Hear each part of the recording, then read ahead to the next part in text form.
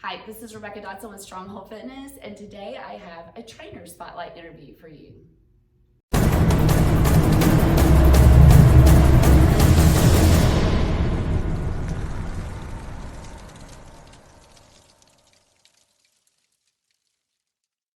All right, so today I'm here with Knytych. Thanks, Eric. Eric is a trainer and a nutrition coach, and he's been working with Stronghold for, I don't know, a little bit now, over a year? Over a year, yeah. So I just wanted to get some of his insight on some things. He knows a lot, and he shared a lot of his knowledge with us, and so we'd like to share a little bit more with you all. So Eric, thank you for agreeing to do this. I appreciate it. What is your fitness background? Tell us about that. I was always an athlete. From the time I was 6, I was boxing, and then football, baseball, all the way through high school, and then baseball all the way through college. So I was an athlete, so I was always having to be in shape.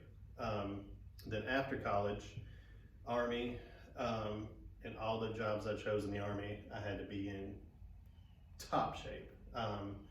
We were always out there getting it. So I was in a little bit different shape than I am now. There's a lot more endurance then.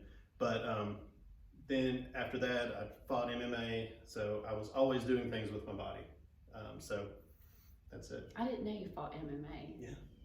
I learned something new. I boxed. I was a gold glove boxer. I won golden gloves 2 years in a row when I was 17, 18 in Alabama.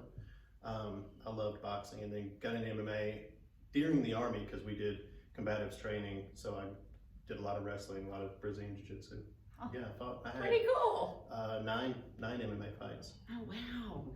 Okay, so the most recent thing I know that you have done pro is powerlifting. So talk about how you got into powerlifting.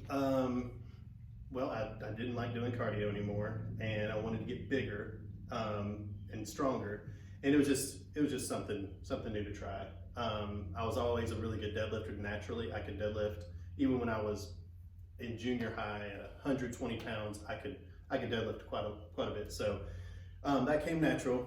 And I mean, just being honest, and just on a very selfish level, I wanted to break world records at my weight class because they were attainable, and that's what I did. So I competed at 220. In 2019, I was the number 1 220 in my weight class in Alabama, number 7 in the country, and ranked 29th in the world at 220 in my class.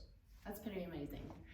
And Eric teaches a class here at Stronghold called Lift, and so we get to benefit from his knowledge of powerlifting and all of his years of fitness. We get to benefit from that. So one of the things he also does for us is he nutrition coaches us. And so I want to kind of move from the powerlifting and that expertise into your nutrition expertise. And starting with, what kind of role did nutrition have for you in powerlifting? Well, I compete at 220 at a specific weight class, and so I cannot, walk around at 250 and still make weight. But also needed to be able to perform at an optimal level. So I did need to eat, but I couldn't eat like a crazy person. So counting macros really worked for me at that point. I'd already counted before I started competing a little bit, but not until I really got diligent about it when I started competing at a high level. So has that evolved, or was that always what you had done? Well, no. It's evolved. Whenever I fought at 155 pounds, if you can believe that. You did? I would walk around at 185. I was much smaller then. And I would cut down to 155 in 16 weeks. Oh my gosh. So I'm learning all kinds of things. This was in 2009, 10, 11. So I really started, and this is when macros weren't even a thing at this point. They were brand new. But I started studying then and learned, calories in, calories out. That really helped me to cut. But then, I started training people, I think in 2011, after I got out of the Army. And really, got into it. So some people, I know a lot of people don't know exactly what macros are. What is macro counting? I mean, macronutrients are fats, carbohydrates, proteins. I mean, bottom line, it's calories in, calories out. Right. It's Seco. It's called Seco diet. In my opinion, it's the most sustainable diet out there. It's not really a diet. You're just eating. There's no restrictions except your caloric intake. So if you want to set your caloric intake really high, you really don't have any restrictions. But I mean, that's what it is: fats, carbs, proteins. Set it a number that your body needs for whatever you're doing. So somebody like you that is a long distance runner, you're going to need a lot more carbohydrates. Or somebody like me that's trying to build up as much muscle as possible. A small person, not so much. And you would just set it accordingly. What so other than it being non-restrictive, what are the other benefits you see versus other different ways of eating and diets out there?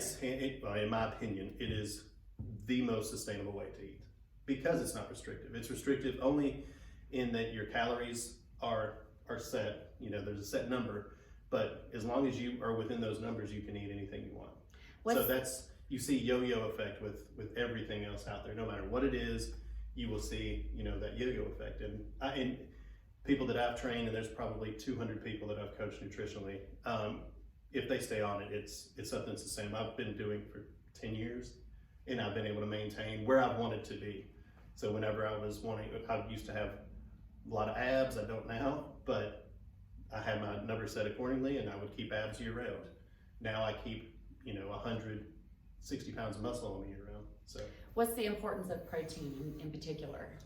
Well, protein is the most important, even though there's a lot of people out there that are afraid of protein. But if you're wanting to build muscle, you have to have protein.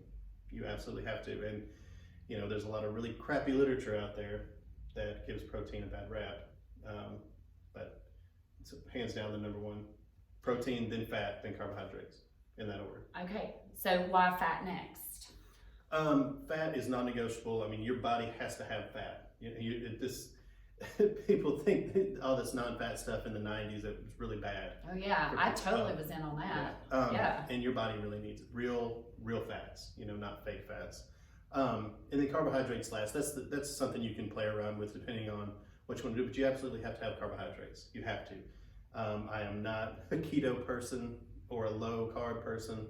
But if you want to build and you want energy, you have to have carbohydrates. That's it. But it's that makeup of getting the protein and the fats and the carbs is just as important, if not more important, than staying within your caloric intake. It's more important. And that's the difference of macro counting. Well, there are calories within all those macronutrients. Right. That gives you the bigger number, the broad caloric number.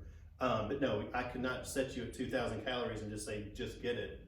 You would look and feel different if I said, here's 2,000 calories, I don't care how you get it, or here's 2,000 calories broken down with these macronutrients. Yeah. Totally different. Yeah. And we've done a lot of challenges, or there's several challenges, and they've all been the macro counting has been a part of them, and we've seen some really great success with those during those challenges, and then people who've kept doing it afterwards. Well, that's not something you have to be diligent about. As long as you understand what your body needs, you have some grasp of what it needs. You can do that year round and maintain. Right. You have some, you don't have to hit it every single day, but 8 months out of the year, I just hit protein. I know what my body needs, and I usually eat the same thing. The rest of the year, I get serious, so I don't look fat at the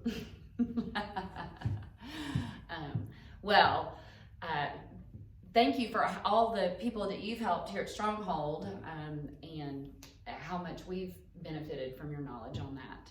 So, okay, so for a fun question.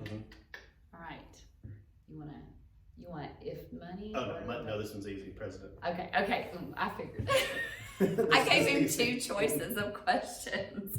Okay, so if you were president, what would be the first thing you would work to change in our country? So the president himself can't do this, but let's just say I was president and I had unlimited power. Okay. So let's change the question to that.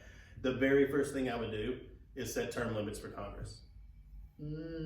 So representatives, senators would have term limits, so they wouldn't be in power, for 47, 50 years, doing whatever the hell they want. Yeah. Huh. So don't edit that Interesting. I won't. Don't edit that out.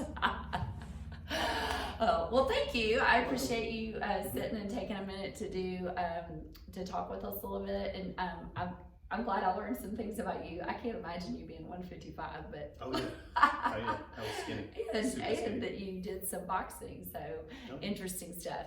And if you'd like more information about personal training or our small group classes or about our challenges that we do at Stronghold, feel free to message me. My information's on the screen. Thanks and have a great day.